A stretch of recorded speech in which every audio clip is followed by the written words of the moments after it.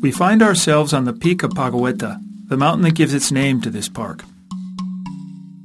As its name in Basque implies, place of beeches, this species populated these lands long ago. These forests have slowly diminished due to the cutting of trees to build ships, construct farmhouses, but mostly for the fabrication of charcoal, which was used to fire its forges. We find ourselves now in Agorregui, an ancient water-run forge. Although there is documentation of its use in the 16th century, the forge we can visit today dates from 1754, the year its owner embarked on a project to make more efficient use of the mill stream. How does Agorregui work? Taking advantage of 3 streams, they built 2 small mill ponds to assure the water supply.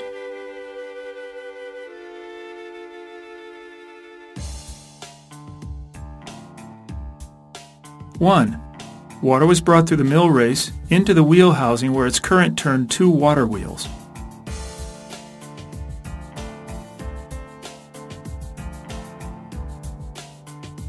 2. The first water wheel's action powered a bellows. 3. The bellows blew forced air into the fire pot, which held raw iron ore heated by vegetable charcoal. 4. The second water wheel reused some of the upper water from the first wheel, as well as water from a lower canal. This wheel powered the forge's hammer. 5. With this large hammer, they shaped the raw iron they extracted in the forge. You know what? The introduction of the steam engine brought with it the Industrial Revolution, and from the beginning of the 19th century, they began building iron mills that produced metals in huge quantities. The smaller ironworks could not compete with these larger mills, and thus, little by little, began closing down. Today they form part of our historic patrimony and play an important role as precursors to this industry in Guipúzcoa. In Agorregui, besides the ironworks, there existed grist mills that continued to work until just 50 years ago. Like, for example, this mill we see here. The water of the tail race, exiting water, was used to power the mill's wheel. Let's see how the mill worked.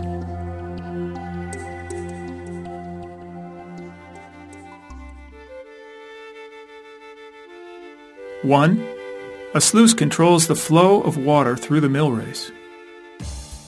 2. The flowing water turns the turbine and the vertical spindle fixed to it. 3. The turning spindle spins the runner stone. 4. In the hopper goes the raw grain, which is deposited and ground between the faces of the bed stone, the lower fixed stone, and the runner stone, the upper mobile stone. 5. From between the 2 millstones pours the milled flour. We'll now abandon Agorregui in order to visit one of the most interesting spots in Pagoeta.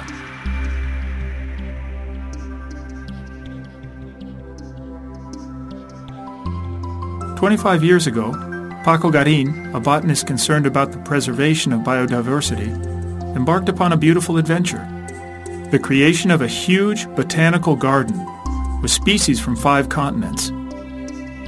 The thousands of trees and bushes which surround the Apiary of Iturraran are the result of that enormous effort. We can stroll among species brought from every corner of the globe.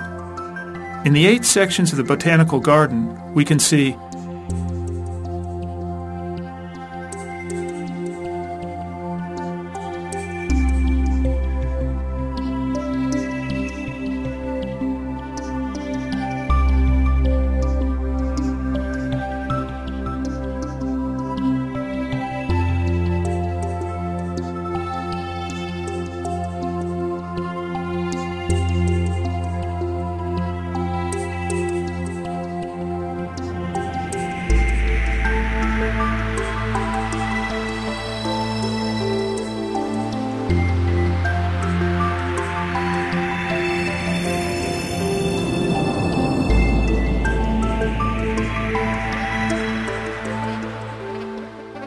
In addition to plants and trees from other countries, in Pagoeta we can contemplate unusual indigenous forests as well.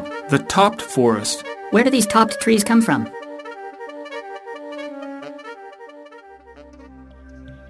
Were they to cut the trees at the roots for their wood, the new ground shoots would invariably be eaten by their grazing animals, stifling regrowth. To avoid this, they developed the technique of topping.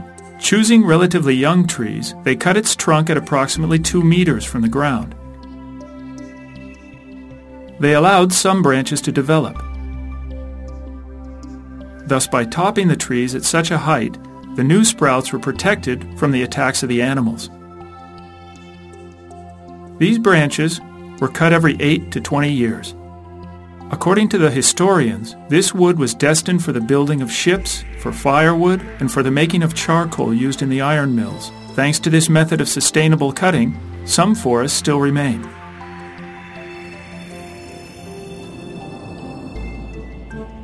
We invite you to visit other points of interest in this delightful park. For example,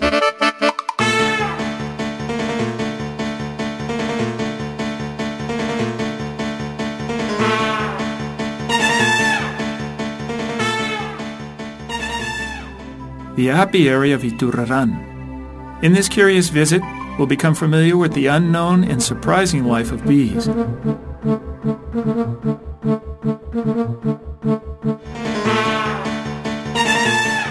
Sarrola farmhouse. Departing from the neighborhood of Laurgain, we'll arrive at the Sarrola farmhouse, on whose grounds we can see mountain ponies, indigenous Basque cows, roe deer, and deer.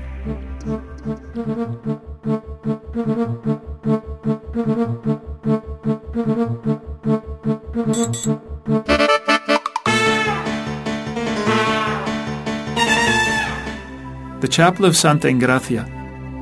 It's said that the bell in this chapel bears a mysterious inscription that no one has been able to decipher, and which reveals the place where a fabulous treasure is hidden.